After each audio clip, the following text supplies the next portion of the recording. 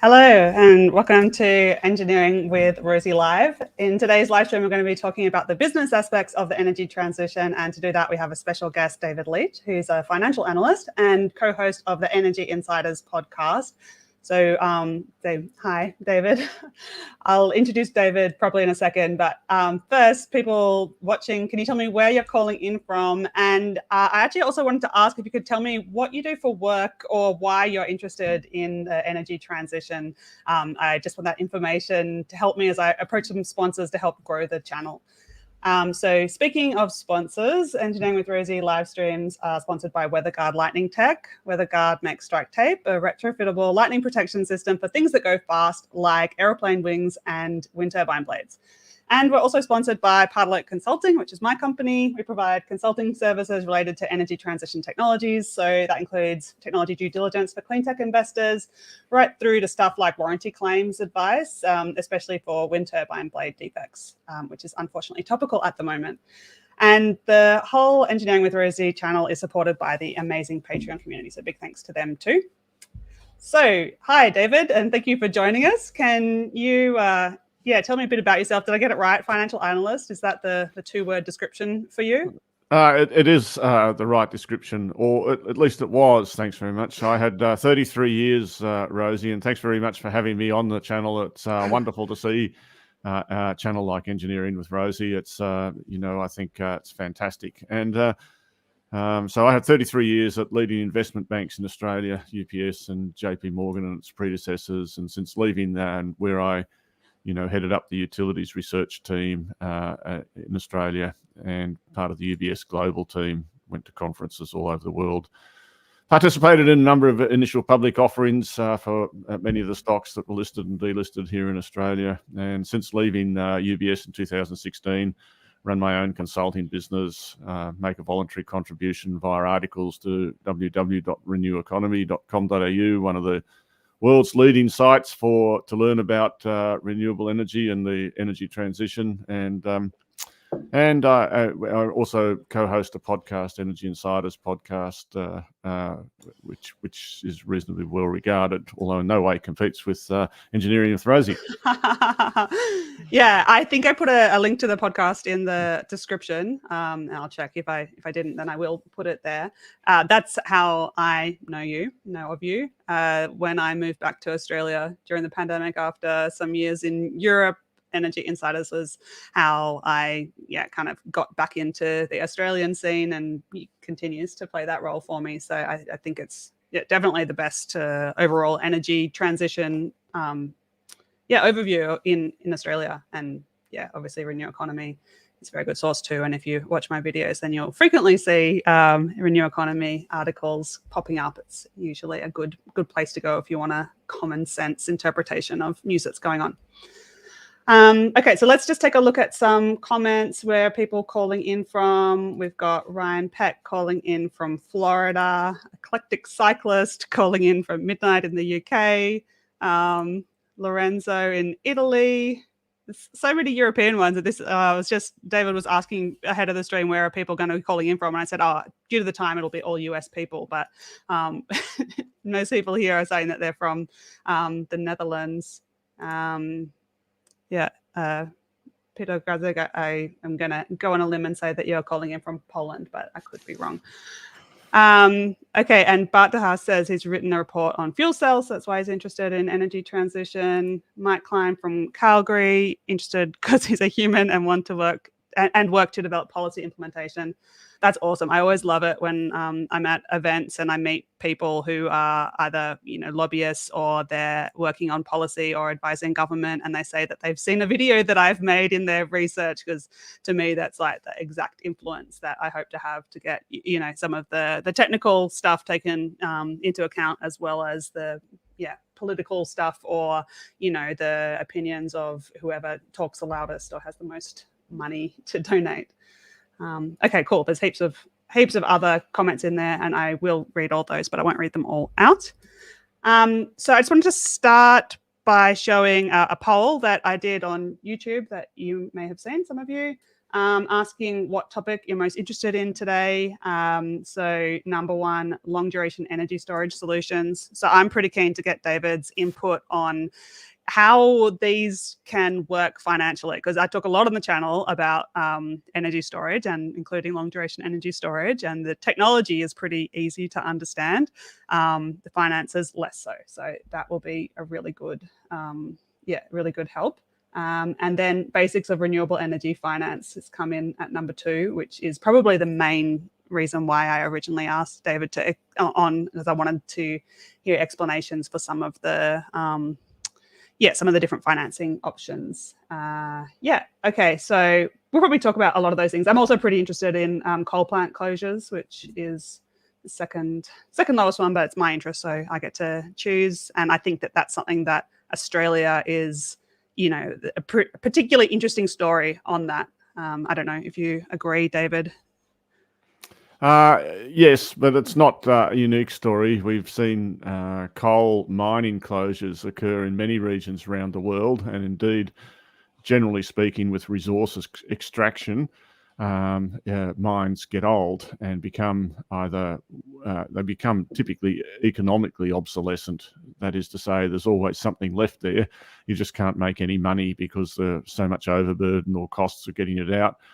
And so it's economic obsolescence as much as the actual technical end of life. So in Australia, we've got a power plant, Eraring, that's very topical, about 2,000 megawatts, 2 gigawatts. That's very topical at the moment, but it has to close in 2032 because its ash dam will be full. I mean, it could build another one, but it wouldn't be economic to do so. But it may close earlier because it just can't make enough revenue to keep going. And then from the point of view of the owner of that facility, they have to contemplate the closure costs. And that's just not the redundancy costs of all the people, but it's the rehabilitation of the site.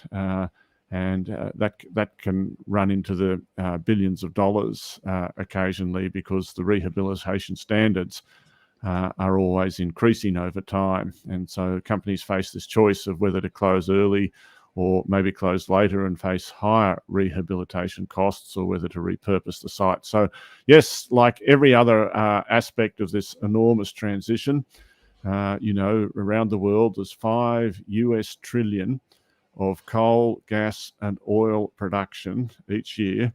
And if you take the climate change science as seriously as I do, that all has to go away within the next 20 years and be replaced by something else. So in terms of a financial analyst job, it's incredibly interesting to understand the losers and the winners out of this process. Yeah. Okay. Cool. So we'll get more into that, because I just put the Renew Economy article up on the screen. The Eraring closure is a particularly interesting one because they're planning to shove a huge battery on the site afterwards. So let's get to that a bit more in a minute. I've kind of split the stream into 3 segments. First, how do we get money for the new stuff that we need? Secondly, how do we get the old stuff out? And coal power plant closures would be part of that. And then the tricky question of needing the new capacity before the old capacity retires. Because to me, that's as a non-financial analyst, or I'm not, really dealing with the business issues too much most of the time. That's the tricky part to me, is, how do you actually manage to pay for developing a new project before there's any market need for it? You can't just close a coal power plant and then start thinking about needing some long duration energy storage. It has to overlap. So we'll go in that order, but starting out with getting money for new stuff. So I wanted to talk about how renewable energy projects are financed. And we hear a lot of 3-letter acronyms like PPAs and CFDs. And then there's, the possibility of just having a project purely financed by what the energy market is doing. And I don't know what else. That's a pure merchant exposure. Okay, so why don't we start with pure merchant and then go through PPAs and CFD and whatever else you think we need to know.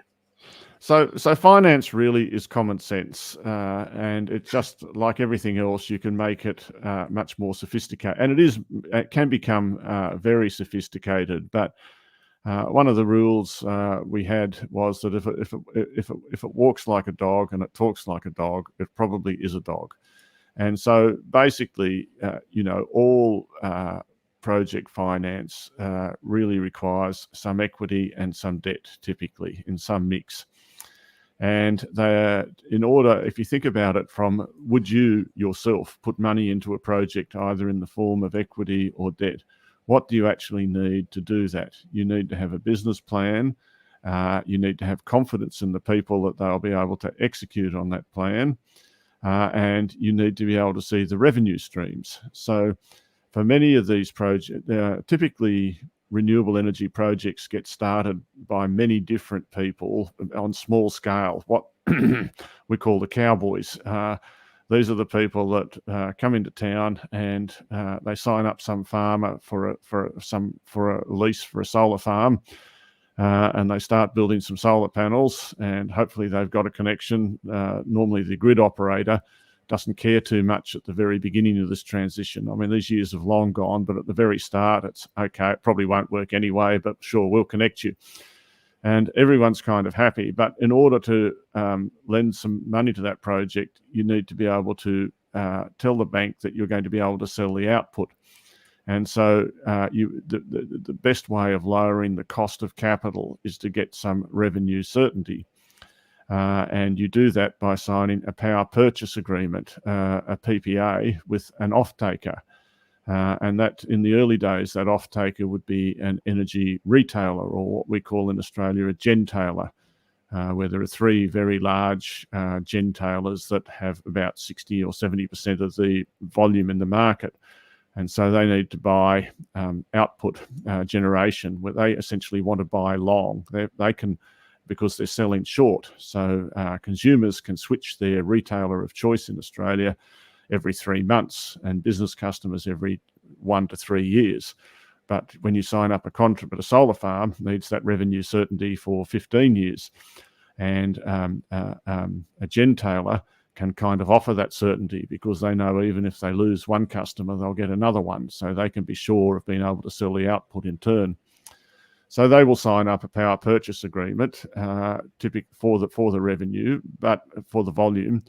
But they'll require a pretty low price to offer that certainty. So what the generator gets their project built, but they may not get the same return as if they took more risk and essentially contracted the output after having built the plant, when everyone could see there was a need for it. And so this is in all aspects of finance, what you're essentially trading off is return and risk. The more risk you take, the more return. And it's just a question of what your tolerance is. Yeah, right. Okay. So I think we'll probably get into some of those details a bit further when we talk about some of the other topics. One thing that I wanted to specifically talk about is I live in Canberra, Australia's capital for those calling from overseas. And Canberra is in the ACT, Australian Capital Territory.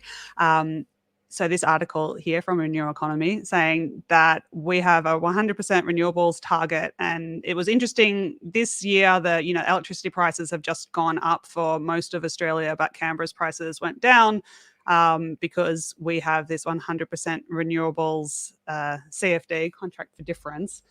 Do you have any thoughts about how that has worked, David? Yeah, look, on the first part, I greatly support it. But on average, I think it's probably cost Canberrans a little bit on average, but not at the moment. So it's the usual thing. If we turn to Europe, one of the original justifications for the Energiewende, I can never pronounce the German properly, but the Germany started this global energy transition. And one of the reasons for it was the security that it offers, because once a financial characteristic of renewable energy, wind and solar, variable renewable energy, is that nearly all the cost of it is in the capital. It's not in the operating costs.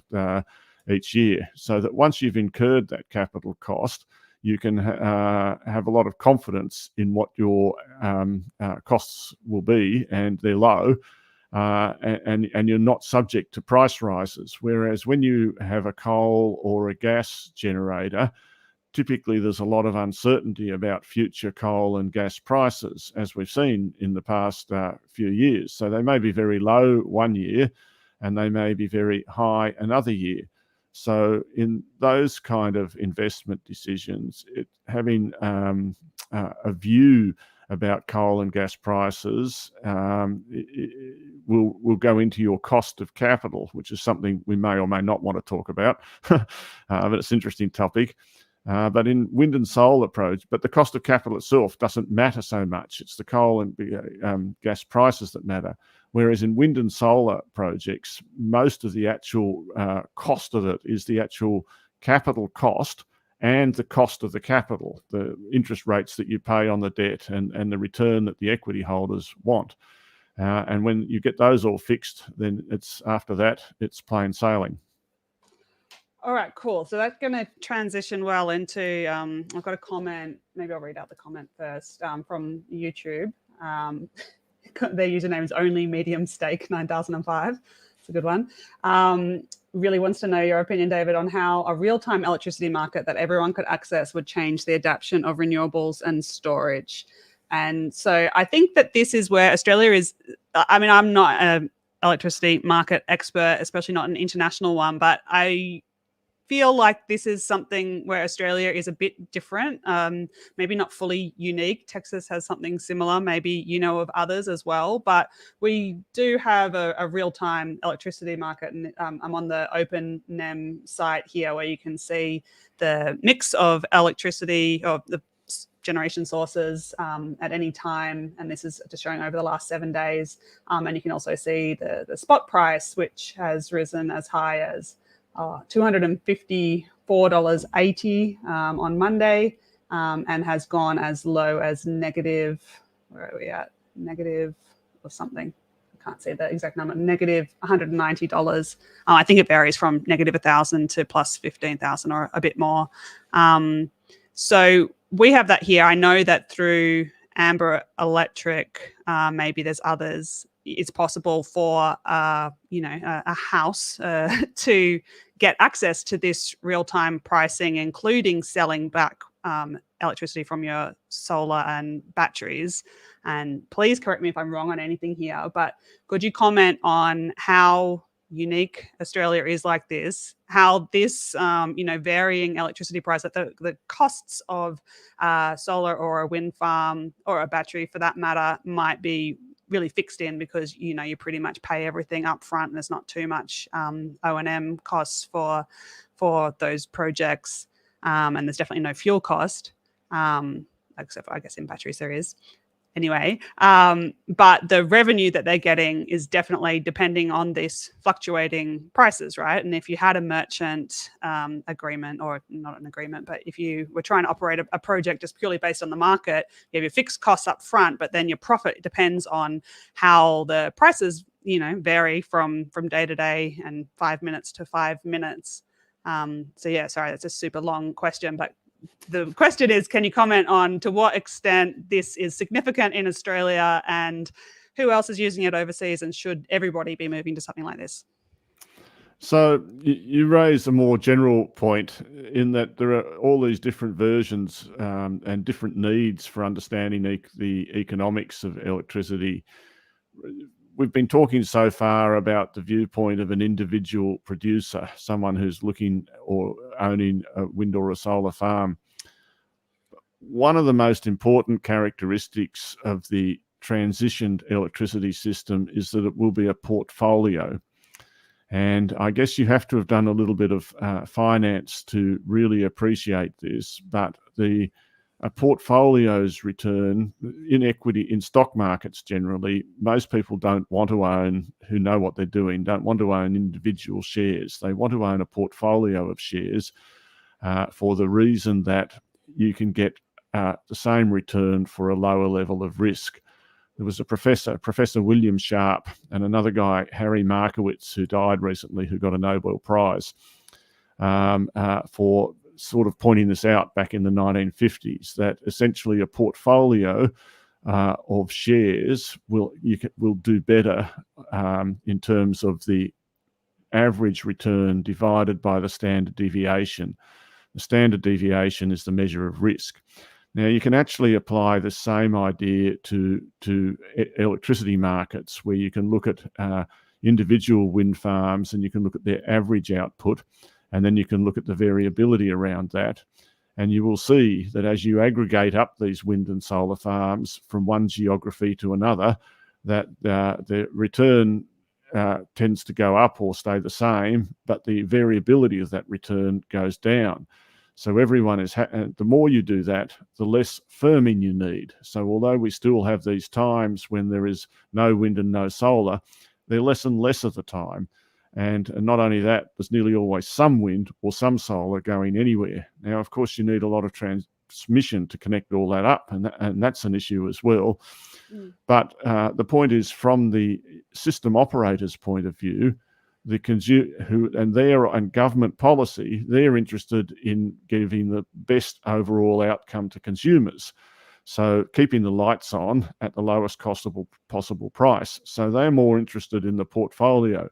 And actually, so will big gentailers. One of the reasons why big players emerge in the markets is that there are lots of benefits in terms of economies of scale and scope in being bigger. So that if you own a generator in Queensland and another one in another state, South Australia, you may only need less hedging between the two, because one will always tend to be going than if you own just one. So that's one side. I apologise for this long answer, but to get more closer to your question, rather than direct consumer access to markets, the way that so far people who write about this stuff have mostly characterised the different systems around the world is whether they are energy-only markets, like we have in Australia, or whether they are capacity markets, where people get paid for having stuff like your favourite long-duration storage sitting in the background to be available for when there is no wind or solar. In an energy-only market like Texas has in the ERCOT market, or like we have in Australia in the national, which isn't national, electricity market, it's energy only. No one really gets paid directly for providing capacity, but it's presumed that because the price for the lights for not having any electricity is so high, like $15,000, that someone will be prepared to own the capacity, and the individual gentailers will be prepared to pay insurance premiums, and there will be a separate capacity market. So that's an ongoing debate as to which, if any, either design of a market is superior. But in Australia, we do have an energy-only market. We also have, as your listeners might know, probably the most advanced and sophisticated behind-the-meter market in the world. You know, our rooftop solar costs installed are about half those in the United States. And normally Australia is a high-cost country, but it just shows how well we've done in getting our installation costs down very low. And because we have such a big market, we have very sophisticated software and stuff. So rooftop solar provides, up to 8 or 9% of the 24/7 electricity, even though it's only running for a few hours every day. There's so much of it, nearly 20 gigawatts now, I think, or well over 15 gigawatts, that it's actually a big share of the total market from millions of households. And because of that, there's lots of software around to try and aggregate up that and allow those users to access the wholesale spot market. But, Rosie, I'm talking too much. The fact is 99% of people don't want to know that. They don't know what their rooftop solar is doing. They couldn't care less. All they want to do is put the panels on their roof, have fixed electricity prices, and not think about it.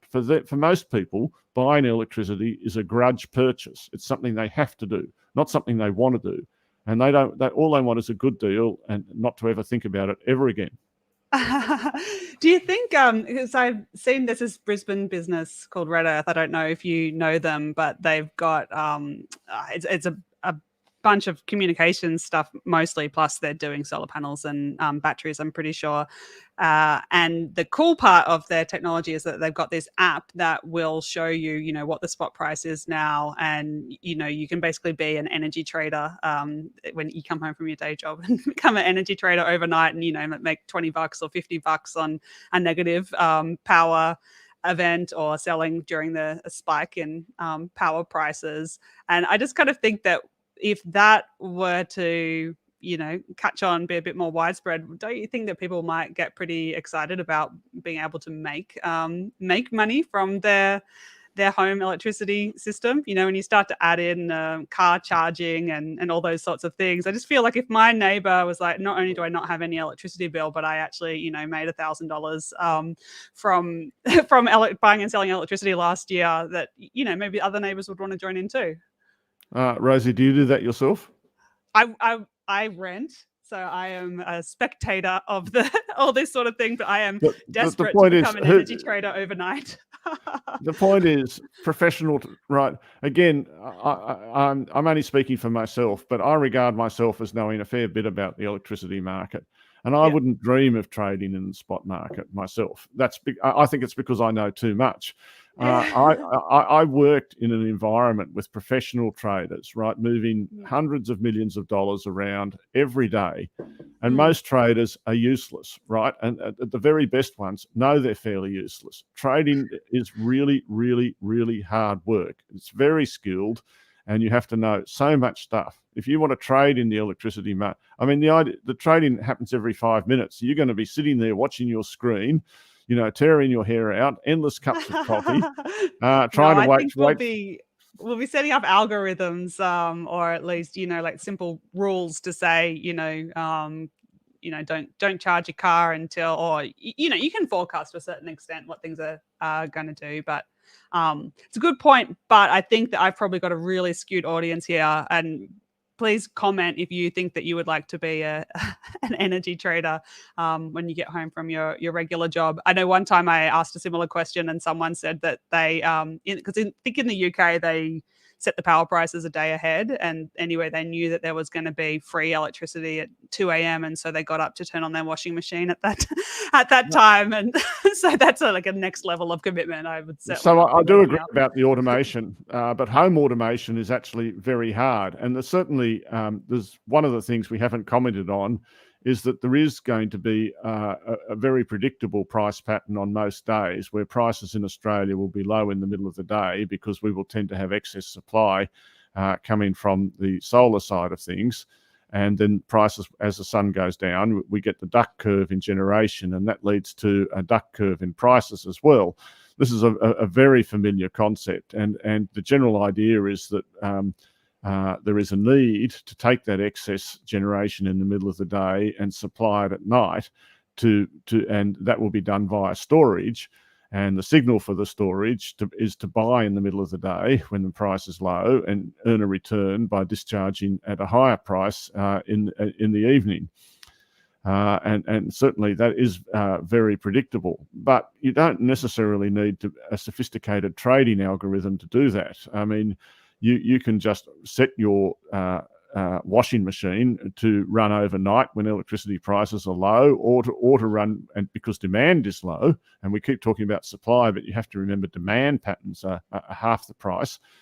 Or you can run your washing machine in the middle of the day when solar output is high, and you can do a lot of that stuff without having to think too hard about trading profit. I mean, I've set my house up so that I have solar panels on the roof. I have a home battery. I have an electric car.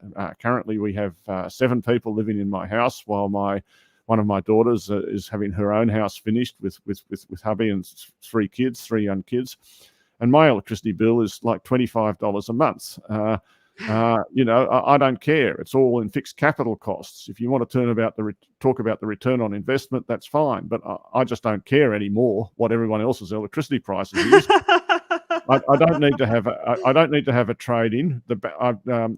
There's a software company that dispatches my battery for me and charges it, but they're not selling into the spot market. They're just looking at the time of use tariffs and just optimizing it for that. And I'm happy. I don't need to do any better than that. Yeah. Okay. I just want to be bringing up some different screens on the OpenM website. So I just want to talk about what I've been doing there. So I usually like to put it on South Australia because it's the more interesting chart. You see so much wind and solar, and this last week is maybe not a very good one to show the duck curve because it's got so much wind in there compared to solar. We are in the middle of winter in Australia, so they've had, even in the middle of winter, they've got 12.7%. Of their demand from rooftop solar. And I know if you look at the last year for all of Australia, 1 year, rooftop solar has been 10%. So, I mean, yeah, that's what I always say to people, especially a lot of people in the US like to say that distributed energy can never be a thing, that you can never have a significant amount of rooftop solar. But I mean, look, we've gotten to 10% without barely even trying in Australia. So I think that's the forecasts pretty good. are that rooftop solar will be about 30% of total supply once it's fully maxed out. Yeah, and I think that the average American, and if there are Americans listening, tell me if you are surprised by that and if you can imagine getting 30% of the US power from rooftop solar. Because, I mean, the US also has excellent solar resources across most of the country. So I don't think there's any, physical limitation that's different in the US to Australia. Yeah, I'm interested to hear the American experience. Okay, so let's go to some viewer questions now, and then we'll move on to the next part of the segment. So just put some stars. Okay, we've got Glenn Ryan calling in from windy Perth. Keen to hear David's thoughts on the policy gap around renewable heat/fuels. That's, yeah, you got anything to say about that? Yeah, we're talking about heat. You're talking about process heat, I presume, which is the heat that's required to run things like brickworks, kilns, or bakeries, or alumina refineries. You can talk at whatever level you like. And historically around the world, an awful lot of that heat has been supplied by gas. And so one of the things in the transition is to replace that process heat with electricity. So around, for instance, if we talk about the alumina industry, something I was just hearing about yesterday and something that's close to my heart. So aluminium often around the world is probably the biggest single source of electricity consumption in many areas. Like in Australia, aluminium production already takes 10% of Australia's electricity. But the intermediate product for aluminium is alumina. So the aluminium process is you mine bauxite, which is a rock, and then you essentially boil it in a boiler. And then once you've got the alumina out, you send it off to a big electrolysis machine, which is an aluminium smelter, where it's essentially melted. And so we've talked about the smelters, but the refineries actually use in Australia about 220 petajoules of gas, which is around about a third of our non-LNG gas production. And if we could replace that gas with electric boilers and other systems, then that would be fantastic, because the characteristic of alumina boilers is they're very flexible. You can ramp them up and down. And in fact, they could provide a terrific amount of storage. You could actually maybe do process heat storage with that alumina. So you could overcharge the alumina boiler during the day with solar and store the excess heat, then turn it down at night and use that excess heat to run the boiler overnight, and use the wind and solar to run your aluminium smelter next door, which does need its power 24/7. I mean, there's a lot of science can do a lot, and by thinking of these clusters in a geography, we can get better overall outcomes than just by thinking about it. Anyway, it's quite a long story, but West Australia's got a big alumina industry. It uses a lot of gas, and it's something that we can think about.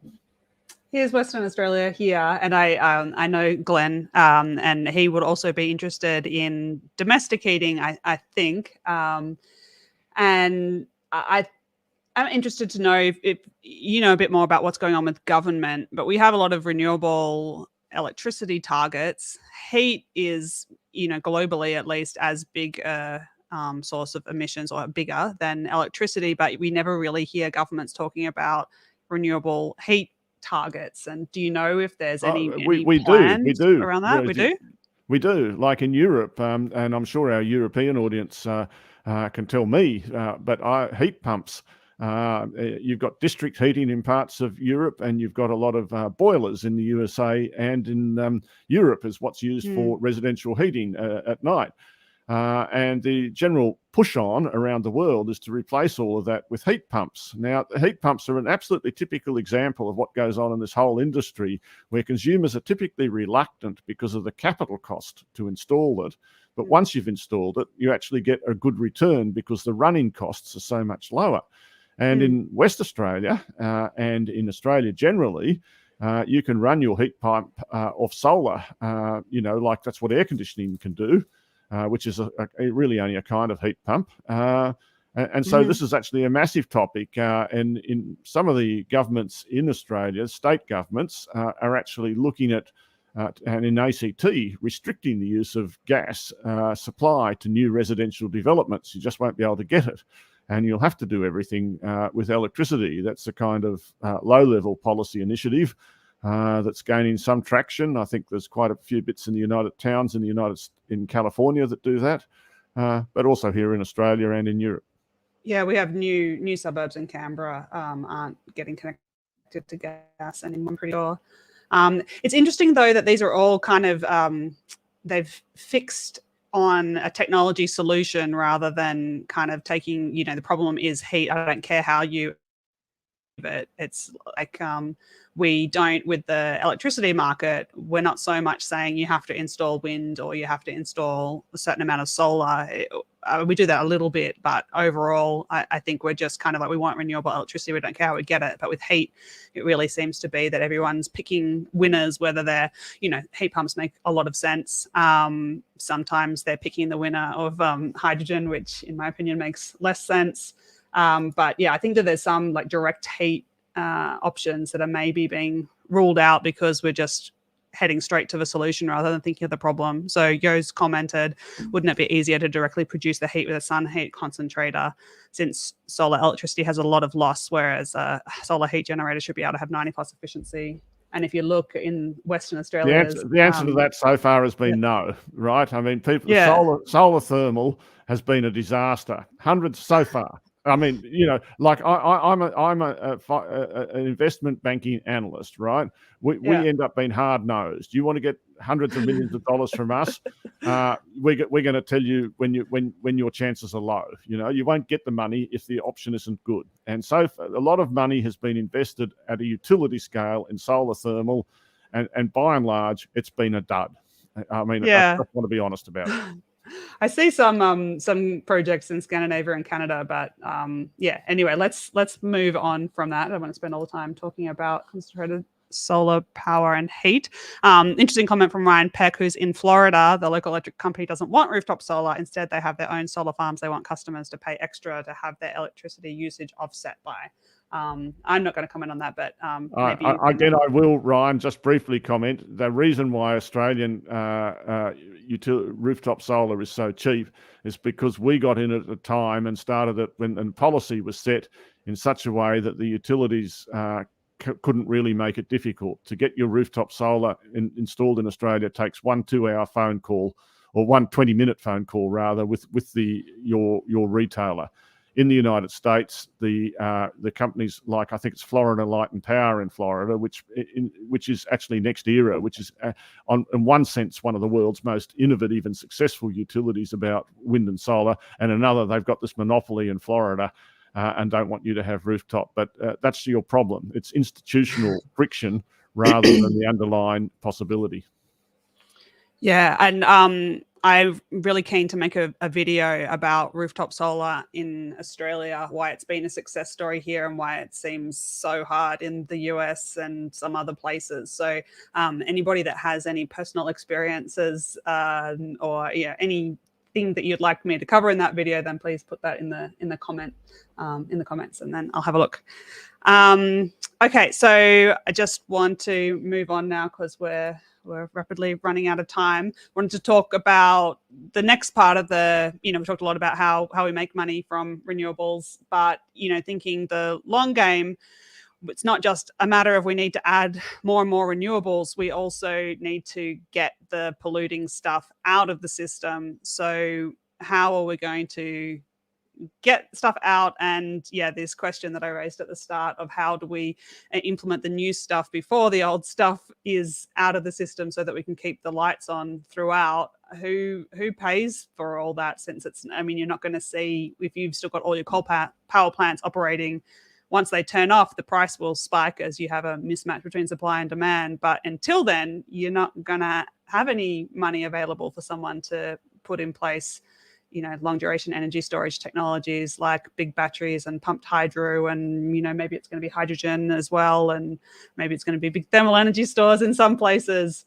What's your thoughts about that and how we're progressing on that tricky question? So I think that is a great question, and one that we're always dealing with. I think the fundamental point is that we have to build the new capacity before you switch the old stuff off. I mean, that's an absolute truism. And what that means is exactly as you said, that there will be oversupply for a while, because it's completely impossible to time it precisely so that the new capacity comes online the very second you wind the old capacity down. That just can't be done. It couldn't be done by one player who owned everything, let alone in a market where everyone's operating. So the fact is that there will be excess supply if it's done for a while. And guess who will pay for that, Rosie? You can tell me who will pay. For the excess supply? Yeah, I'll tell you. The same person that pays for everything, the consumer, right? Me, one way or another, right? It doesn't really matter whether it's paid for by taxes or by government subsidies, but in the end, the consumers, there will be a cost to the community of the transition, a transitionary cost, but it's only for a few years. I mean, it might go on for 5 or 10 years, but and in the overall scheme of the total transition and the overall benefits and costs, which is a huge topic we won't get through today, I don't regard that as a big deal. But essentially, the way it will work in practice is that renewable energy providers will be given a fixed price, essentially, for their output via a government contract that will make it economic for them to produce. When they sell their electricity into the spot market, what that will do is reduce the volume and the price that the coal generator gets. And so they will gradually have less revenue and become uneconomic and make a decision to close. And as you say, there'll be all the secondary effects of that. Once they decide to close, that will push prices up again. And the fact is that the most important thing that you should ever understand about markets and prices is that the cure for high prices is high prices. The cure for low prices is low prices. Price is a balancing thing. It's dynamic. It is not fixed. Whatever the price is today, it won't necessarily be the price any other time. You have to understand that. Otherwise, we never get anywhere. Okay. So many questions. Trying to see how we can use the remaining minutes effectively. But so what are we actually doing? And maybe around the world, maybe other places are further ahead. But actually, I did want to just show this more open NEM.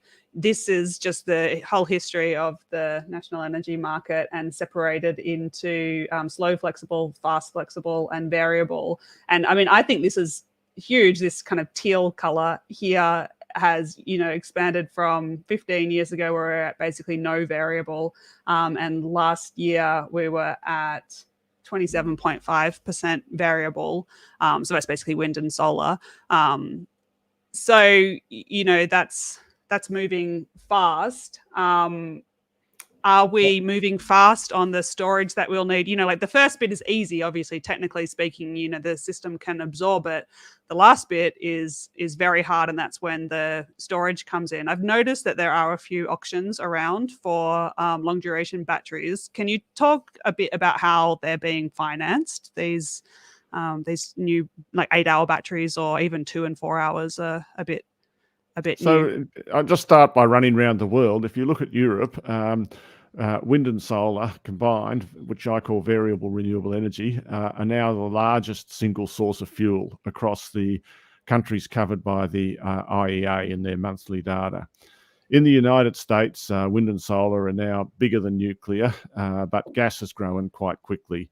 In China, which is the world's biggest electricity market, wind and solar is now well ahead of nuclear, but still obviously got a long way to go to catch up with coals. And in Australia, in the United States, some markets like big regions like California and Texas have higher wind and solar penetrations than the United States overall for various reasons. Now, most of the best work that I've ever seen on storage has actually been done, academic work has been done by the National Renewable Energy Labs out of the United States, NREL. And anyone who's seriously interested in reading about this topic in the kind of depth that I do would want to go to the NREL studies. And what we find about storage is that it's got various phases. And essentially those phases have increase in duration as the renewable energy penetration goes up. And the lowest phase is the grid control. It's not something I imagine you've already talked about, but in Australia we are moving from a spinning reserve inertia and frequency control to an inverter-driven grid, where all the frequency control is provided synthetically. Almost the same way that you have a guitar modelling amp instead of a real amplifier. And that's a fascinating topic all in of itself. And I think it will lead to a more resilient grid.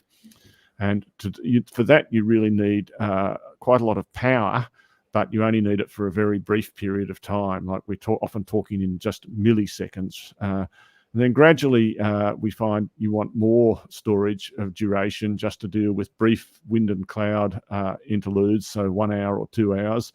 And then as the coal generation reduces, then you want more daily load shifting. And this is in the end, the primary market for most storage in Australia will be just shifting the solar excess generation to the evening and making an economic return. And then finally, we get into what I see as the least important, but nonetheless still thing that we have to do, which is to deal with seasonal variations where, you're cold winter night or week where you've got a drought and you need longer duration storage. But, your renewable energy penetration has to get up to 60 or 75, 80% before that becomes a really big deal. Already in Australia, what we do see in terms of these spot prices is that they're already quite seasonal. We can expect in spring, when demand is low and solar and wind output is high, the prices in spot markets will tend to be very low, often around zero, because we've got excess supply a lot of that time. Whereas in May and June and July and winter, when the solar output is well down and often wind output in many of the states is quite low as well, then the spot prices are a lot higher. For the last 3 years in Australia, you can see that very, very clearly, an increasing trend. Okay, that's interesting. We'll have to wrap up, so I'll just do a few more questions. And I have to say that there's been a huge number of really good questions. Normally, I'm scraping the bottom of the barrel more so than this one, so to say. Although they're always good, they're just very good this time. So I can't get to all the good questions, but just ask a couple more. So from David Montgomery, who is a Patreon actually of Engineering with Rosie. So he's asked a question here as well. David, I'd be interested in your thoughts on crowdfunding of green energy projects, for example, grid scale batteries. So there's a third category of batteries. We all know about batteries for the house, and we know about grid scale batteries. But actually, my thought is that for communities, the biggest opportunity is often in street level batteries, where if you can get your distribution, your wires and poles company to cooperate, and good luck with that. But if you could, then the opportunity is for everyone to have one battery at the end of the street that all the users, because they won't all want to use it at exactly the same time, and you make it bigger, and it's just at that right economic scale where the returns can be a lot higher. So I think there is a huge potential for little local community groups to get organised to work out how to share electricity amongst themselves. And I was just talking about these control systems with grid-forming inverters. And this would offer a lot of blackout protection. Let's say you live in a remote country area and you can have a little town which has got its own little town battery. And, if a bushfire cuts the wires or a snowstorm, then you can run yourselves for a while just from your local solar and stuff. And, this is wonderful new technical possibility. Yeah, that's a topic of a video coming up in a month or two. So that's good that there's interest in it. There's a small town, Yakandanda, I think it's in Victoria, that is, they're aiming for 100% renewables, and they already have one community battery, and they're trying to crowdfund for a second one currently, I'm pretty sure. So I think that's one really good example of it. Actually, while I was researching that video, I tried to find little local projects that I could invest in, since I rent and I can't, put solar panels on my own roof. I would like to have like a little share of a solar farm or a wind farm, but there isn't anything currently open to me now, even though there are some community-owned solar and wind farms in Australia. I'll take that on board. Okay. All right. And then maybe just one fun comment to finish from the unknown unknowns. When will Australia run an electricity provider drop a sun cable in the ocean across to Taranaki in New Zealand? So yeah, I mean, that's it. My most recent video was on Subsea cables, HVDC, and that's a comment that everyone always makes. Why is this one going from south in Morocco up to north in the UK, and then sun cable is going from Darwin basically up north to Singapore? It's the wrong direction, right? If you want to extend your daylight hours, then we should be running east to west. I use the example of one across the Atlantic from Canada to Europe in the video, but yeah, why not connect Australia to New Zealand? You think that's going to ever happen, David? Nope. We can't even make East Australia to West Australia work. It's been extensively studied, and essentially the cable costs don't really justify it. And in fact, this is another major economic debate, as do the values of a highly interconnected but thin grid, because Australia still has a 25 million population, but a huge land area, and we need a lot of transmission to connect, wind in North Queensland with wind in Tasmania with the population centres, versus trying to do it more locally. What are the economics around that? And I don't think it's all, but in West Australia, for instance, again, they're cutting the cable. They're not trying to run it all centrally. They're emphasising the local community much more and trying to increase the degree of self-sufficiency. New Zealand has plenty of wind resource. It has plenty of run-of-the-river hydro resource, enough to run an aluminium. That cable won't be built.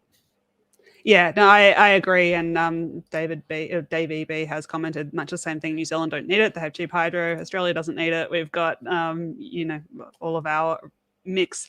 And I think that's the key point that people miss when they say, we should be connecting east to west across Australia. That, well, there's actually plenty of renewables in each of those places, and you could build some storage cheaper than you could build that cable. You don't even need that much storage in Australia. We're so blessed, and it's super rare that you have no wind and no sun across the whole of the area that the NEM covers for more than a couple of days in a row. So yeah, I agree with you, basically. Okay, there were so many comments. That's good to hear.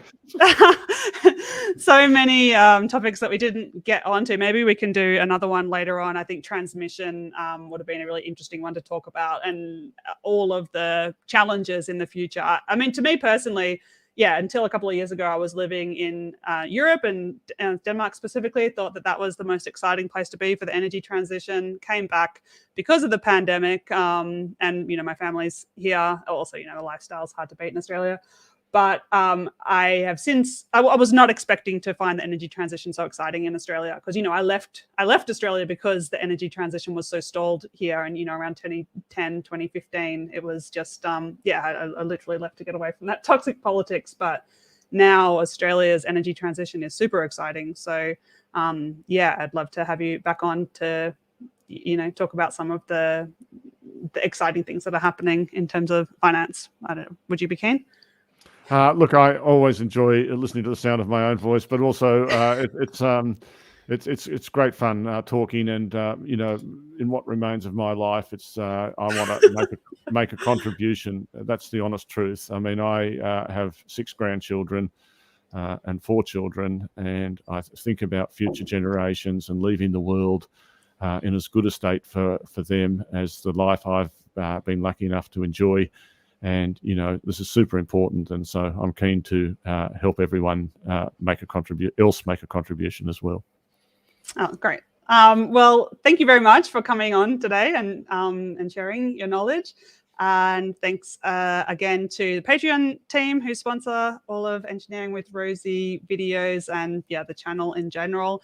If you want to join the team, then there's a link in the description. And we're starting to get a nice little community going on the Discord server, people talking about ideas or questions that they have, and suggesting articles, that sort of thing. So you can feel free to join us. We would love to have you.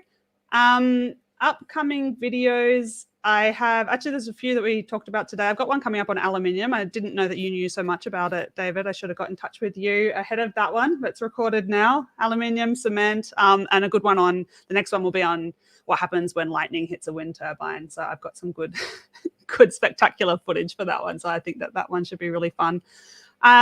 Thanks to WeatherGuard Lightning Tech for sponsoring this live stream. They also have a great tech newsletter and a podcast, which I co-host with Alan Hall and Joel Saxham each week. The links to all that is in the description. We talk about all kinds of clean energy tech news. And in the latest one, we talk about C12, which is an floating offshore vertical axis wind turbine. And we also talk about there's big issues with Siemens Gamesa 5X, their wind turbine platform, onshore wind turbine platform. They've got big blade issues. So we talk about the latest in that. So I think that's all for today. Thanks to everybody who tuned in and watched, and for the really, really good comments this time. And I will see you in the next one. Bye.